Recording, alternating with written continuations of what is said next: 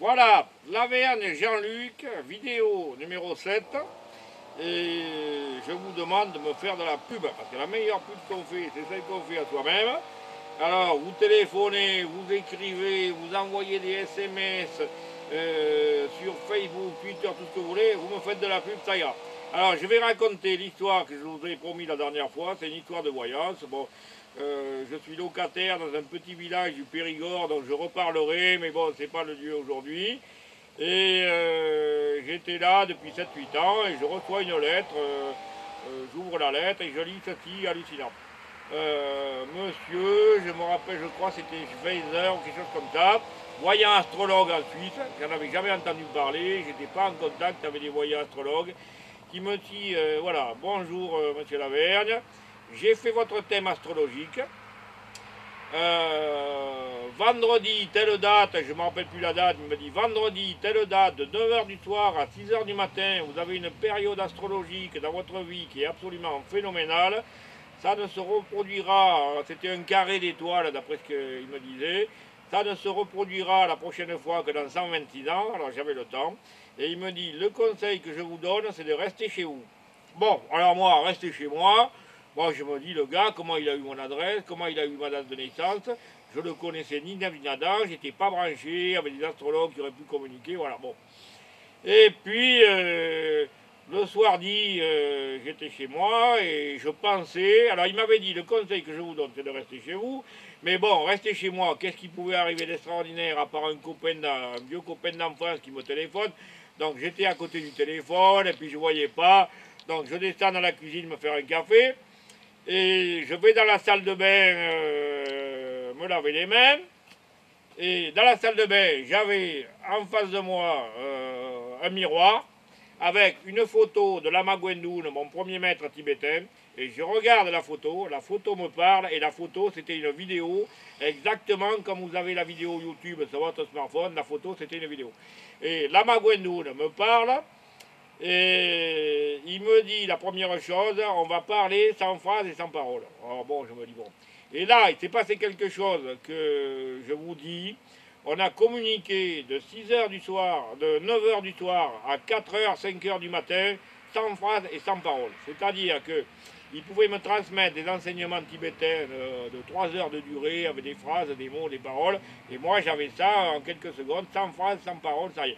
Alors, des gens qui l'ont vécu vont comprendre. Quelqu'un qui n'a pas vécu ça, il se dit, bon, il raconte n'importe quoi, il a fait de la psy ou ceci, cela. C'est vrai que c'est pas communicable. Parce que pas de phrase, pas de parole. Alors, je suis entré dans la photo, il m'a amené visiter son paradis, il était décédé à l'époque, la Magwendoun. Il m'a amené dans son paradis, il m'a montré ceci, c'était extraordinaire. C'est vrai que c'est la période astrologique que j'avais, c'était extraordinaire. Et on finit, et je lui dis voilà, Lama Gwendoun, est-ce que j'aurai un prix littéraire avec les livres que j'édite? Et il m'a dit oui, un prix étranger. Voilà, c'est tout ce qu'il m'a dit. Alors je suppose que les bouquins que je vais publier, il y a les mémoires d'un croque-mort qui est en cours, il y aura d'autres choses, que ça sera traduit à l'étranger, je ne sais pas, j'attends, c'est peut-être mon imagination qui a travaillé, je ne sais pas. Mais ce qui s'est passé, c'est qu'à 5h du matin, Lama Gwendoun me dit bon maintenant, on se quitte. Et tu descends dans la vallée et tu laisses voir. Et je descends dans la vallée, il devait être 4h30, 5h du matin.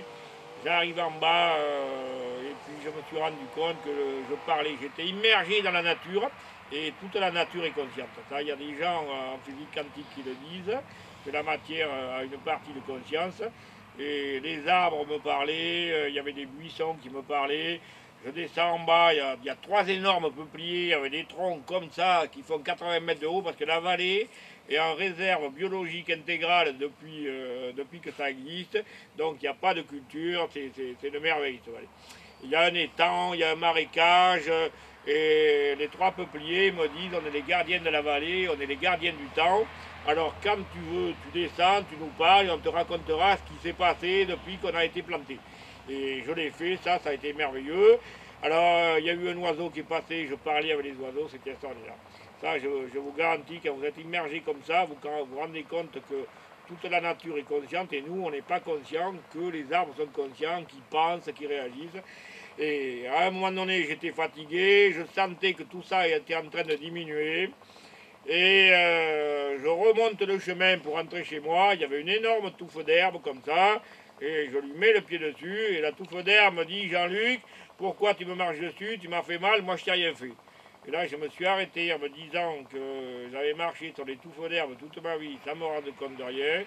Et je voudrais préciser que dans les centres tibétains, quand les maîtres se rendent compte que les gens prennent des raccourcis dans l'herbe pour aller de tel endroit à un autre, ils arrêtent tout, ils font un passage avec des petits cailloux. Dans les jardins japonais, il doit y avoir des maîtres zen au Japon qui savent ça. Dans les jardins japonais, quand vous traversez une pelouse, il y a des pierres plates, vous marchez les pieds sur les pierres, et c'est fait à cause de ça, c'est pour ne pas faire souffrir l'herbe, parce que quand on marche sur l'herbe, on la fait souffrir. Bon, je reconnais que ça m'arrive de marcher sur l'herbe, bon voilà.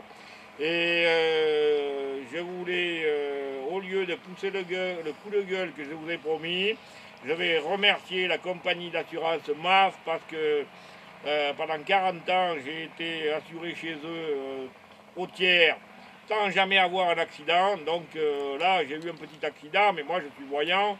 Donc je me suis mis en tout risque avant l'accident. Et j'ai abîmé la portière, j'ai téléphoné à la MAF et ils m'ont dit: Monsieur Lavergne, vous êtes un conducteur modèle et vous êtes en bonus 100% à vie. Alors, je peux avoir un accident tous les matins, c'est pas grave, je suis en bonus 100% ravi. Merci la MAF. Et je ne sais pas l'histoire que je vais raconter la prochaine fois, c'est le mystère. Adieu, au revoir, merci.